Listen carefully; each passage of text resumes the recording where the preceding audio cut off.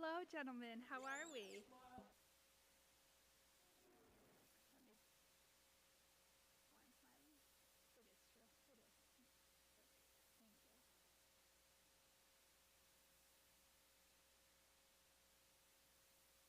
we go. Thank you, Wes.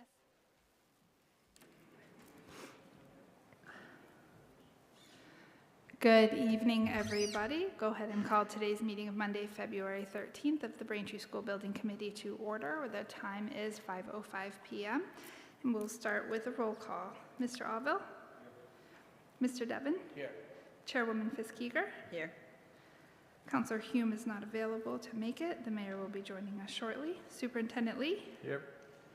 Mr. Spellman is absent, and Ms. Cello is absent, and I am here. So with 5 members present, we do have a quorum this evening. I understand that some members of the committee have some time constraints, so we'll make sure to address any items requiring a vote in the first half of our meeting today. The first of those being consideration of approval of the minutes from our meeting on January 9th, 2023. Everybody should have received a copy of those with their materials. Any comments or discussion on the minutes? So move, ma'am. There's been a motion made. Is there a second? Second. Seconded. All those in favor? Aye. Aye. Any One opposed? abstention, I wasn't there. Okay, great. So that's 3 in favor, none opposed, and 2 abstain. Thank you. And moving right along to South Middle School, we have with us this evening Doug Murray from Hill to offer us an update. Good evening. After the meeting notes is the project dashboard, as usual. We are, since if we have a time crunch, I'll keep it quick. Site work is restarting. They're working at the courtyard now, putting in some concrete benches. I think you can see the photograph. Masonry wrapped up this week.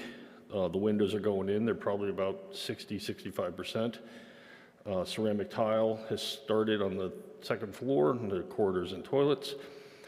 Painting and acoustical tile is going in on both the second and first floors.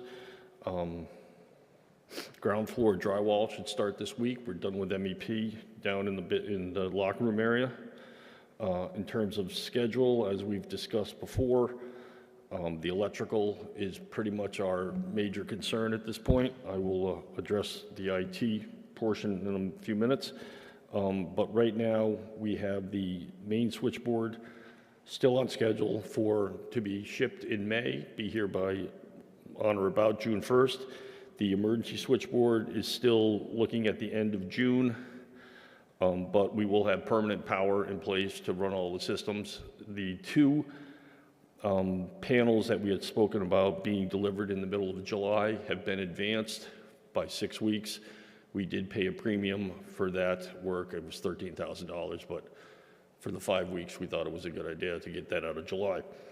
So that's really, in terms of the base building, that switchboard being in place, we still think that the July 31st date is doable with furniture and equipment coming in July. In terms of the budget, we have got a few additions to discuss this week. Doug, if we could, before we move on to the financial, can I just ask, because we've talked a lot about the switch gears and making sure that we have backups in place to kind of account and accommodate for any of the delays. So we've talked about advancing the delivery of both of those items and the payments to expedite those.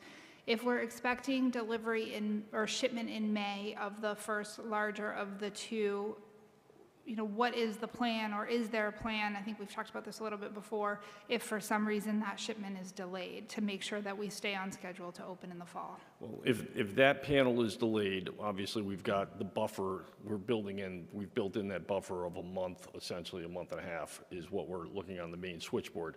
If there is any need to temporarily wire panels, we will, work that out and only do the minimum we need to do. We have power at the transformer coming into the building now, 3-phase, so we can, once the elevators are complete, we can run those.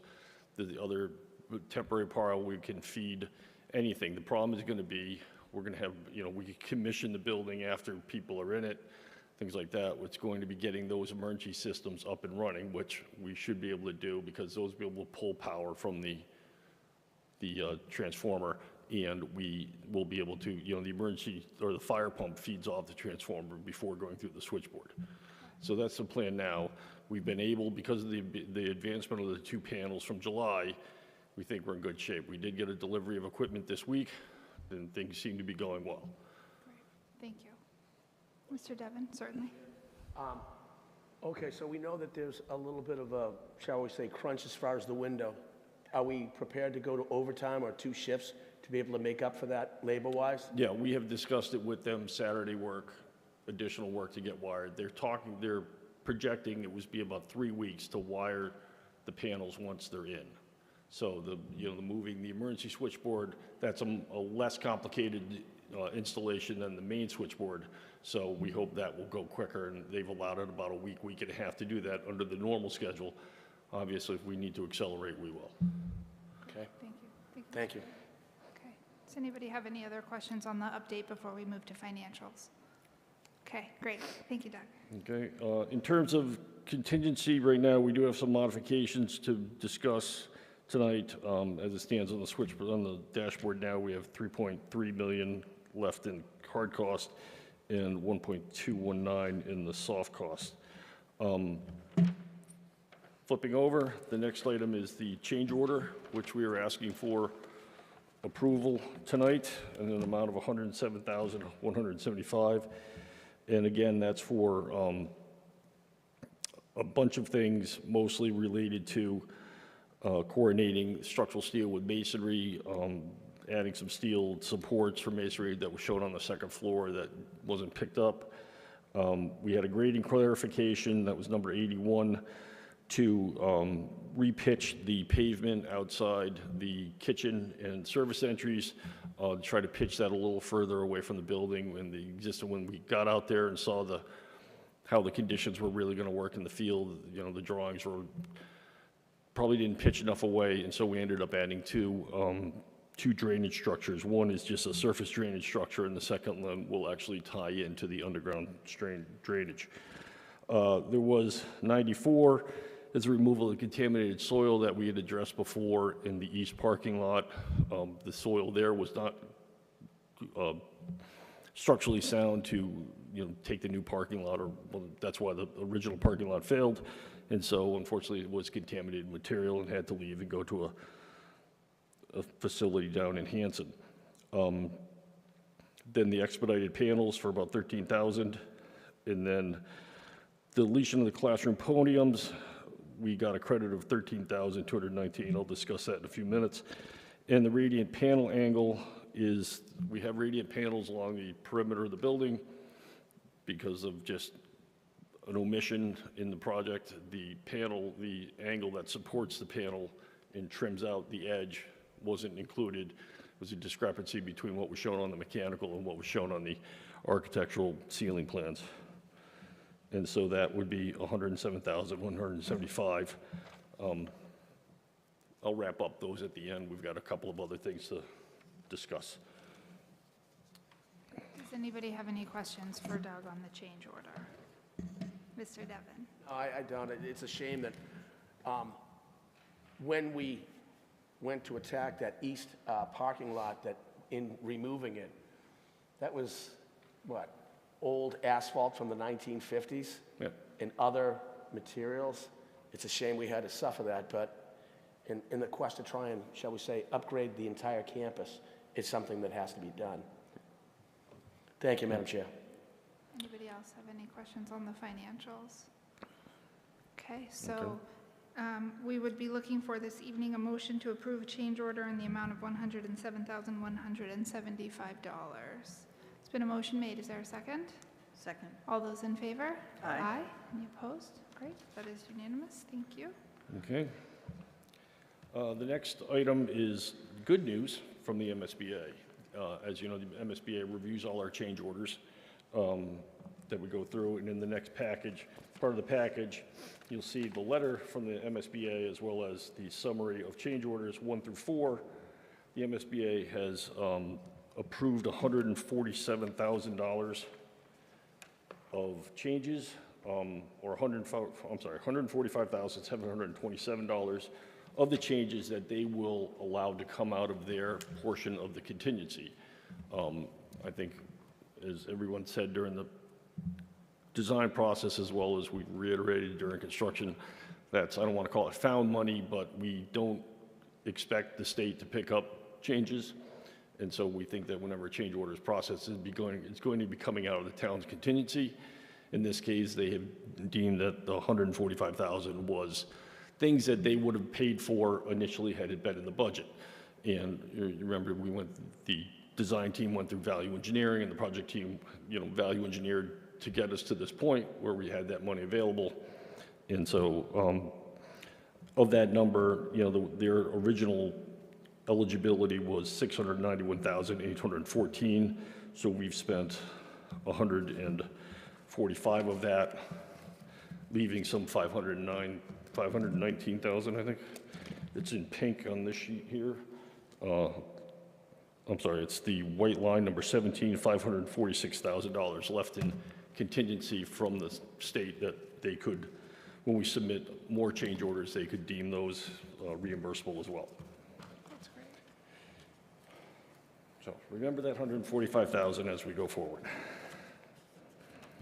The next item is, it's the invoice listing. Just like we approved the change order number 7. I'd like to circle around to this. There's another one that I prepared for the meeting that didn't make it into the packet, that's at the end of the second package in your paper clip there, and so I'll come back to that in a minute. The invoices for Bacon in an amount of $5,238,073.64, and Hill International for our services in an amount of $65,245 were included. We would be looking for just acknowledgement on those at this time. And then, yeah, so, but we can come back to that, circle back to that at the end if you want to make it easier. Going on to paperclip 2, second part, second staple. There were some changes made to the podiums in the building. There was a podium, and I attached it. It wasn't in the packet that got sent out, but I did put it in this package. If you look at the rendering, there was a podium adjacent to the marker board in each room. That's where we were going to use. They would be allowed to put their laptop, or the teachers could put their laptop to plug it into the projector. After discussions and what's gone on over at East, that the podiums, we felt that the podiums being fixed, they were part of the casework, fixed with a tabletop, kind of like this podium here, set on top of it, that was not going to be very flexible for the teachers. They wouldn't be able to move around the room. If they had to, they'd have to be right there.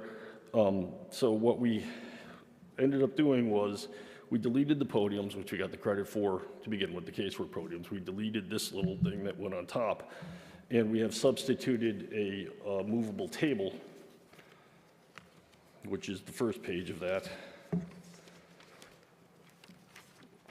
This item here for the teachers to place their laptops and things on, and it gives them a little more flexibility in the room. All in all, that is going to be an add of $22,523 in furniture costs, but you deduct the $13,000 of change order of casework costs. It's a net of about $9,000. The second furniture item is we had a meeting with the Commission on Disabilities last year, end of last year, and a couple of discussion points came up, and one was to provide a adjustable table, exam table in the nurse's office, which we pursued, and after discussion, everybody thought it was a good idea, the nursing department as well. So we have recommended purchase of that item, as well as the deletion of one of the cots in the room. So it's a net increase to that contract of $1,800 for the furniture equipment. However, the next page is all the furniture we have bought for, and equipment we bought for the nurse's office. That was a total of about $11,000. It's on the second page there. $11,996, so almost $12,000. With the addition of the $1,800, we're talking somewhere in the neighborhood of $15,000, which happens to be the amount that we have received a grant for. So, So if I could interrupt you, Doug, because that's a great segue. We were fortunate enough to receive a generous donation from the Laurie Melchionda Foundation that was approved by the town council last week in the amount of $15,000 to help support the purchase of furniture for the nurse's office at the new South Middle School. So I'm sure they're going to be excited to hear that the donation is going to cover just about in whole the furnishing of the office when the new school opens, and that the office will be accessible to all students that are in attendance at South Middle School. So that's a really proud moment for this project. Thank you. okay, so that wraps up furniture and equipment. We move on to information technology. Can I ask you another furniture question? My Yes. apologies. Does anybody have any questions about furniture? I just want to make sure, I know we have Principal Rainey with us, and I'm sure that the answer is yes, but was the staff consulted about the change in the fixed podium versus the movable podium as far as what is going to be most user-friendly for the teachers? Yes. Do you mind coming to the podium? Otherwise, BCAM won't capture your comments. Thank you, Principal Rainey. Thank you. So the decision was the result of ongoing conversations with teachers at East, where there was a larger podium that was fixed to the wall. And so this was a discussion with a subcommittee who had worked on the whole FF&E plan. And that was one of the holdback concerns. Also in conversation with the IT department, who had concerns about the fixed podium was initially meant to protect the equipment, but in working with the IT department, they felt like that was less of a priority than the teachers being able to choose where they teach from based on the students' needs in the different classrooms and different age groups. And then it was presented to the staff at our faculty meeting last week, and generally, hurrah went around the room. Great. Thank you. Sure. Okay. And then moving on to information technology equipment. We've got two issues. One, the purchase of the remaining equipment that was not purchased in September was solicited in the past couple of weeks. If you look at this spreadsheet, there, the $429,000 was bought in September.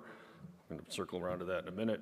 And then the other equipment that's outstanding now was just recently purchased. Two items still have yet to be purchased, and that is the UPS and the gym wall telephone protective cover at about $58,000. But with those two items estimated, we are talking about $874,000 of total cost. Now, the state's reimbursement on that was $960,000, or the project budget was $960,000. So there's a savings of approximately $85,000.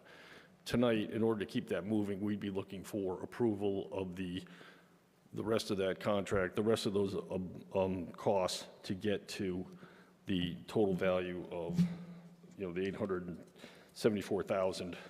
So tonight, we'd be looking for an approval of $445,138,000 to proceed with those IT purchases. Okay. Does anybody have any questions about the IT? Okay. Okay, now we get to the temper. Do you want to vote now? Well, we can come back to that. If we want. Okay. Okay. So, just because I want everybody to be clear with, if you're remembering that $145,000, we ran into a problem with the stuff we ordered in September. That, we ordered it in September for the mere fact that they would have it in time now. Due to supply chain issues, and we've researched this, it doesn't matter who we would have selected at that time, everyone is having the same problem. We cannot get the network switches that we had planned on, or no one can guarantee us that they will be here in time. In order to secure that we can open the school with a functioning IT system, which not only is, teaching and all that, but other things run through it as well, we have solicited one generation back equipment. We don't want to go forward with that equipment as permanent, but we do want to, to open the school, we solicited two prices. They were, for the basic equipment, there was about a $10,000 difference. This one from Hub Tech, which is attached here, for the full install of the temporary equipment, it's about $114,000. It is our intention that as soon as we can get the new equipment, we would replace this older equipment. Obviously, if school is up and running, then we would have to switch it out on weekends, or it's a plug-and-play thing. It's weekends, during a vacation period, that sort of thing. But the school can operate and function fully on this older generation equipment. At the time that we switch it out, we would then attempt to package it and resell it, just to do exactly what people are doing up for us. We would be looking to flip it over or reuse it somewhere else in the town if places could be identified. And so we're looking for that $114,000 of commitment to to get the IT for the opening in September. And we will monitor this daily until we can figure out if we have to install it or it can be shipped back to the owner or shipped back to the supplier with a restocking fee, that sort of thing. But that $114,000 is, we have it within the budget. We have $85,000 of savings. We want to caution you that the MSBA may consider that temporary and not pay for it. So it would come out of soft cost contingency, but we do have that available. Mr. Devon? Yeah, a couple of questions. Okay, so we know we're trying to get the building open and functioning as best we possibly can, knowing that there's supply chain issues, which everyone is having. We're going to, like you said, we're going back one generation. Do we have a commitment from the vendor as to what the percentage the restocking fee will be? That's Not one. yet. No. Can we get that? We have tried. They will not guarantee us a number yet because we have no idea if we're going to be able to get it and restock it in the package. I mean, if you open it, it's like any collectible. You open it, it loses value. Drive a car off the lot. It's Pottery barn, you break it, you own it. Considered like a lease option or a rental option as opposed to a purchase? Yeah, because of the lease terms, the way they do it, it's actually $140,000 to lease it. We talked about, getting monthlies or just a semi-annual or an annual because people are telling us that it's possible we can get it by October, but there's no guarantee. So unfortunately, GE is the one lease that who gave us the lease. It'd be $140,000 for a 3-year lease. But do we expect it to go 3 years? Excuse me? Wouldn't we need a shorter term lease than 3 Yeah, years? we would, but that was what they've given us. That's what we've asked about a shorter term lease and haven't gotten anything back on it. Okay. But we don't see the price dropping sufficiently enough to make it. Well, I guess worth. I'm only thinking if it's 140 for a 3-year lease and you break that down on a per year cost, is it worthwhile at least pushing a little harder on a shorter term lease to see if we could save some money before we approve moving forward with the 114,000? We have asked the vendor for that, but then I can go back to them again. Mr. Devon, I didn't mean to interrupt you. No worries, Madam Chair. Way I see it, we have 3 ways we can go about this. We purchase them and look towards what we could do as far as a restocking. Try and go for some type of a rental situation. Or has our IT department within the schools looked at them and say, we could use them at elementary schools or the high school, thereby, shall we say, upgrading issues somewhere else? Conversation all along. I do not know if there's a practical application for the amount of material that we're talking about. This is truly about opening the school. We will not be able to use it as an academic facility if we don't have this type of infrastructure from a technology standpoint. So, understanding your concerns, Madam Chair, in the meetings that I've attended, the 3-year lease was the option, that there was no lesser lease. And so for the $114,000, whether it's a stocking fee or resale, I do think there's a resale market that we could exploit as a community. It would get the building up and going. We could then make a decision about when to transition to the newer material once it comes in. And I think nobody can guarantee the time frame. October is optimistic. January is not out of the realm of possibilities. Neither is a full year. So this is equipment that our tech department claims can do the work in that time frame. I know it's a lot of money, but not opening the school to me is not an option. I couldn't agree more, Superintendent Lee, I guess, and if we're satisfied that we've run down kind of every alternative, then I would have no problem approving the 114,000. But I guess for me, I would be interested in knowing, you know, can we make another push for a shorter term lease with an option to renew at an annual cost versus a 3-year cost? And if not, can we investigate potential reuse of this equipment once it's done at South, whether it's at another school, or is it worth a conversation with Bell to see if they might have a use for it, so that at least we know that it's not going to be sitting collecting dust in a basement somewhere after we've spent that kind of money. And I know that we're going to meet again in a couple of weeks because we have some items on the roofs that are going to need to be addressed. And so perhaps at that meeting, Doug, we could have an update, and then if we voted before the end of this month, if that would still give sufficient time to get the equipment in place in order to stay on schedule to open in the fall. Okay, I will have to go back with the vendor as well, but, you know, these are time-sensitive things. I don't know if I can buy 2 weeks of. So what I would ask for is tonight, approve the 114,000. So if that ends up the option we have to take, we proceed with it. And then you'll provide a report on the 27th. Right. Any discussion as to that plan? Okay, so then this evening, we would be looking for approval of $114,436.26, contingent on further investigation of a shorter-term lease and potential reuse of the equipment. There's been a motion made. Is there a second? Second. All those in favor? Aye. Thank you.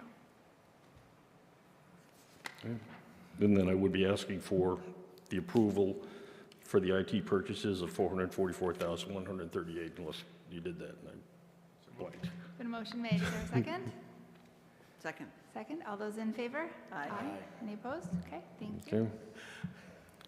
And then just the acknowledgement of the podium costs, the nurse's exam table, and the invoices as on the last page for MDS, Hill International, and Bacon, as I explained before. Move to acknowledge. There's been a motion to acknowledge. Is there a second? Second. There's been a second. All those in favor? Aye. Any opposed? Okay, great. Thank you. That's it. Thank you. Thank you, Doug. Okay, so moving right along, I believe that this is simply presentation this evening on the roofs at Hollis and Flaherty, no items requiring a vote. So I know, Superintendent, you have to leave, but we're okay to continue without a quorum. Superintendent, we will be meeting on the 27th for some voting items on the roofs, but we'll circulate an email with the date and time. Thank you. Great, moving along, we have an update from Michael Ulickney at PCA 360 on the Hollis and Flaherty Elementary School roofs. Good evening. So this will be brief. Both bids are now live. The filed sub-bid due date is this Thursday. We have an addendum going out tomorrow that are answering all questions following the bid walks from last Monday. We had 5 firms show up. We have additional plan holders. We're using bid docs online. The good news is after the committee meeting last month, shortly thereafter, we were able to remove about 90% of the added scope, largely what was deemed code-required ramps outside classrooms. We were able to remove that from the project, and in addition, the architect was able to reduce their design contingency. So Flaherty is now sitting around $3.27 million. We have the general prime bids a week from Friday, and then the important date would be, I believe we're doing a virtual meeting on Monday. In person. Oh, in person? Okay. So Monday the 27th in person, would that be here at 5? To go through the awards for the filed sub-bids and the general awards, as well as the contracts. And we just need approval for those on that date, and we can stick to the schedule. Does anybody have any questions for Mike on Hollis and Flaherty? Hopefully we see the same results we saw at Highlands and Liberty with numbers well under budget as things seem to be Hope so. progressing and trending in the right conversations direction. with the roofers, they were all very optimistic. That's great. Thank you very much, Mike. Thank you. Moving on to the next section, community questions. Just to recognize a few folks we have with us. We have Sarah Coffin from the school department. We heard from Principal Rainey. We also have Principal McDonald. We've got Brian Pace with us from MDS, and Mike McGurty, the town's facilities director, and also David Billings from Hill, and our new APM on the project. And I'm going to go ahead and apologize because we met before the meeting and I forgot your name. Adam, and Adam is with us this evening. As was just mentioned, our next meeting is going to be on February 27th at 5 o'clock here in Cahill. It will be broadcast through BCAM. Thanks to Jerry Comack and Wes Ray, who are the men behind the curtain this evening, making sure that folks can watch at home. We're going to have that meeting specifically to approve bids for Hollis and Flaherty to keep those projects on schedule, and then we'll also be looking for an update on the IT. That also will be my last meeting as the chair of this committee, so presumably we will be looking to appoint a member in my stead and then reorganize and appoint a new chair. Unless anybody has anything else, we'll entertain a motion to adjourn. So moved, Madam Chair. Been a motion. Is there a second? Second. All those in favor? Aye. Great. Thank you very much, everybody. Have a great evening.